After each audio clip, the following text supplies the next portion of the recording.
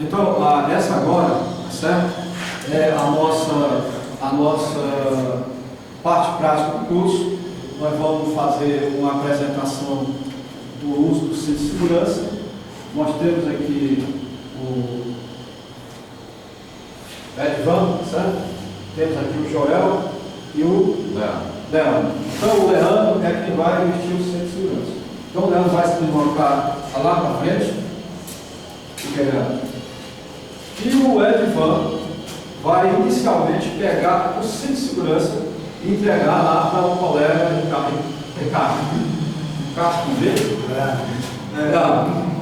Edvan, pega lá e entrega o cinto só. O cinto. Agora, tu pode, tá certo, ajudar ele aos primeiros passos, entendeu? Vai ajudando a ele a trabalhar com o cinto.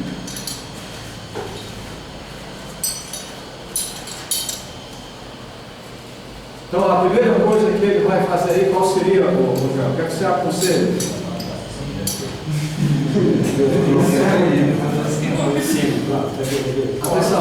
Atenção, tenha essa posição. Então, como o Joel está pedindo ajuda às universidades, tá certo? Vem cá, Inácio. Então, Inácio, qual é a iniciativa para começar a montar esse centro de segurança? Já vocês dois, Joel, o que vocês acham? Ele tem que começar por onde? Vai pegar a parte de apoio de cima do talão, o apoio do talão abaixo, botar o braço esquerdo, depois o direito. Pois vamos fazer isso, Leandro.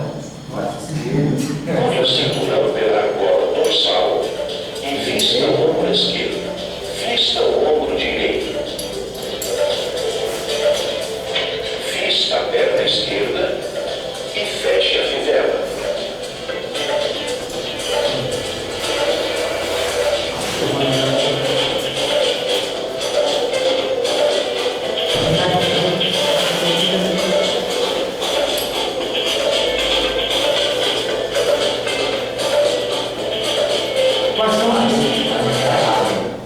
Quais são esses cuidados que ele tem que ter aqui, o Inácio? Aí no caso ele tem que ajustar, aí no caso ele já está pegando a peça errada. Vira para cá um pouco. Sim. A do cinto ele tem na cintura e marca na perna.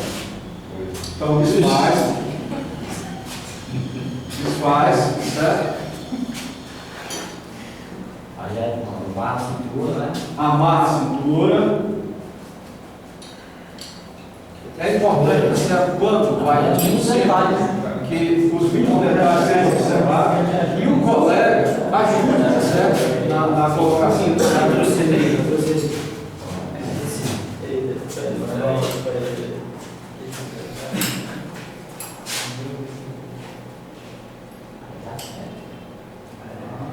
Chegar no ponto final agora. Qual é o cuidado principal aqui, o Inácio? Deixar bem fixado e justo, né? Puxar para. Nessa. Vamos lá. Mas é bom apontar de perfil, né?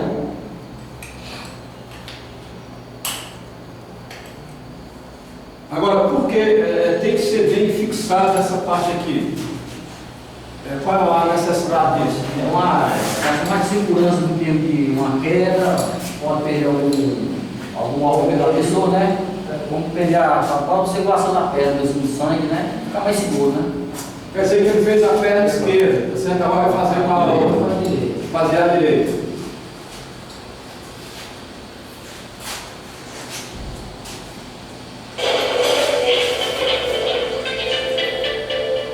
Vista a perna direita e feche a fivela.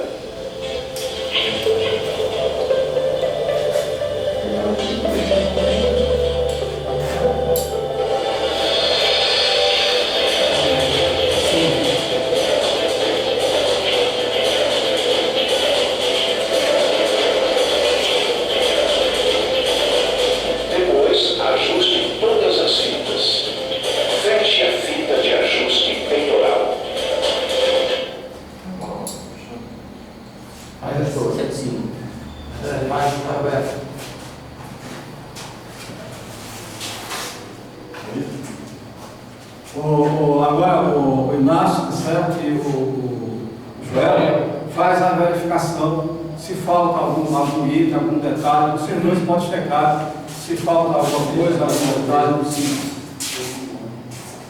Está medindo, né? Que só tomar na mão dos dados né? E o principal é o. Agora já vou. O principal é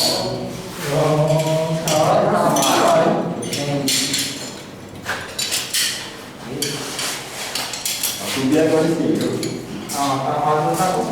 Agora é o seguinte. Agora é o seguinte. Agora cadê o Giovanni, por favor, identifica aí o talabarte, tá certo? Explica para a equipe qual é a função realmente do talabarte. A função do talabarte é. Então pega aí. Quando ele retira arquivos dois, Pode tirar.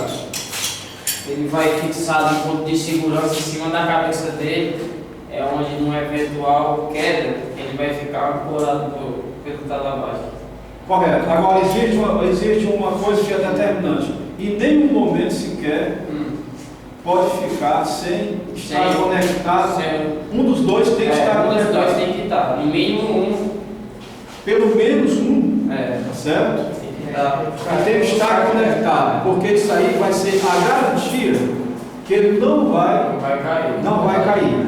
Ele vai estar sempre preso a um elo, a um suporte, a uma linha de vida que vai dar a garantia que ele não vai cair, certo? Essa é a função. Numa eventual Do talabarte. situação dele subir numa escada, vai colocando um, tirando aqui o outro, assim sucessivamente. Sempre conectado. Sempre conectado. E outro detalhe, e qual é a altura que ele tem que manter no talabarte? A altura. Para ele usar o centro do talabarte, A altura que ele tem que manter. Mais embaixo, A cintura dele para cima. então o talabarte tem que ficar sempre numa condição que fica acima da cintura. Tá certo? E o que é que faltaria mais aí? Esse talabarte tem amortecedor de energia. absorvedor de energia? Tem. Aqui, conforme a gente está vendo, tem um absorvedor de energia. E qual é a função do absorvedor de energia? Numa eventual queda, ele vai absorver a queda, ele vai se romper essa parte de plástico aqui, ele vai sofrer um impacto de três situações, que é para absorver a queda. A gente vai se romper, aí vai ajudar na queda para ele receber toda a energia de uma vez só, vai dividir 3 vezes para não haver alguma coisa no corpo dele, né? Uma pressão aqui do cinto, puxar uma costela ou até mesmo na parte da virilha. Então, na verdade, o absorvedor de energia, ele minimiza o impacto da queda, né? Porque ele está caindo. Agora, para que ele não sofra o impacto da queda, o absorvedor de energia vai fazer esse amortecimento, né? O que é que a gente pode falar mais aí do cinto de segurança, certo? Que a gente pode colocar como destaque. As fitas estão todas posicionadas, né? Não tem nenhuma fita virada, ok? As amarrações aqui das pernas estão fixadas, tá certo? A garra do talabarte está posicionada na altura correta. O que mais a gente pode observar? O que é que você pode mais falar, Para mim também. o Edson? Tem que fazer. Eu acho que todo dia deve ser feito uma espécie de checklist para ver como está a costura, porque se uma costura dessa aqui estiver descosturada, já é um cinto que pode ser considerado válido já para trabalhar. Isso aí deve ser feito todos os dias. Uma coisa extremamente importante que o Jorlando falou. Antes de utilizar o EPI, principalmente no cinto de segurança, é necessário que observe, certo? Se ele está em condições de uso, certo? Se ele atende as características e etc, etc, etc, certo? Ok? Porque se não tiver, que mais a gente pode ver aí interessante?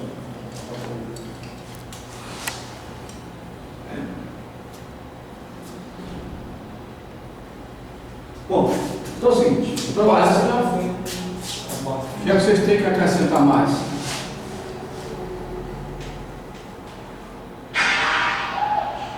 Bom, então é o seguinte, essa é a nossa dinâmica de grupo, tá certo? Os pontos fortes foram, primeiro, quando fazer a vestimenta do cinto de segurança, ter o cuidado de não deixar nenhuma fita dessa virada, que é um item fundamental. As amarrações têm que estar ajustadas, nem muito extravagantemente apertado, mas também frouxo, certo? Tem que estar ajustado, ok? Com licença, virando.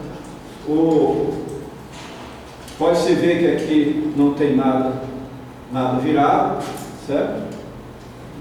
Okay? A altura do cinto está bem ajustada na cintura dele também. Também não pode estar muito em cima nem muito embaixo, porque o cinto de segurança, ele que você vai trabalhar o dia todo, ele vai ser parte integrante do seu corpo. E ele não pode ser motivo de desconforto, né? Então você tem que estar bem conectado com o cinto, tá? De forma que você possa ter a sua mobilidade e de forma que você trabalhe sem algo que esteja lhe atrapalhando. Agora, eu queria que alguém falasse do trava-queda, retrátil, tá certo? Que seria um dispositivo, tá certo? Que ele ia utilizar pegando aqui, nessa parte aqui, e trabalhando sem utilizar as garras, tá certo? Voluntariamente, alguém pode explicar aí? Quem que sabe ler? Com respeito ao trava-queda retrátil, como seria a utilização do trava-queda retrátil? O trava-queda retrátil ele tem que primeiro ser travado em uma âncora, né? É uma espécie de um olhar, na linguagem caldeireta, todo mundo pensa como olhar. Ele vai ser fixado lá, aí ele vai ser seguro por aqui. No caso do retrátil, ele tem uma linha ao ser esticado, pode atingir até 10 metros. Dependendo do que ele for especificado. Dependendo do que for ser especificado. Agora, numa linha de vida horizontal, quais são os riscos e os cuidados que ele tem que ter? Horizontal. Como naquele caso, explica, tá certo?